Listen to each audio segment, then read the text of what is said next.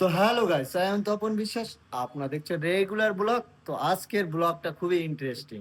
ব্যাপারটা বুঝতেই পারছো, আজকে হোটেলে বাজে টাইম 3টে। তো আমরা কি করছি?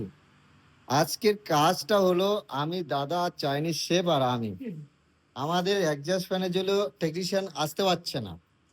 তো ওই কারণের জন্য এখানে আমরা নিজেরাই খুলে ওস্তাদি করা শুরু করে দিয়েছি। আর আমি, সবাই তো জানো বাদ বাকিটা, আমি কাজটা জানি। সেই কারণের জন্য আমি আর দাদা লেগে পড়েছি। দাদা কি মনে হচ্ছে, হবে আজকের? মনে হচ্ছে হবে, কিন্তু সকাল হয়ে যাবে। সকাল হয়ে যাবে, রাত গড়িয়ে সকাল।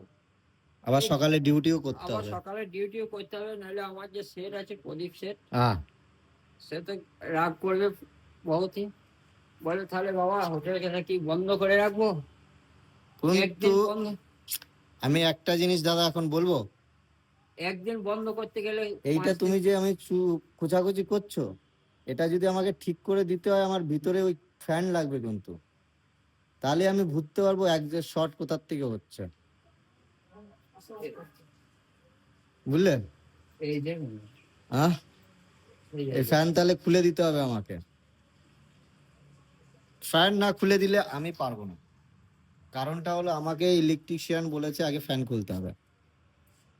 প্রচুর অয়েল জমে গেছে, মানে এতটাই, মানে ভাবো মানুষের চর্বি পেটের ভিতরে যদি এইগুলো পড়ে, এটা 6 মাসের ভিতরে এরকম রবার্ট হয়ে গেছে অয়েল যে ভাবো। এই ইয়েটা দে না, টেস্টারটা।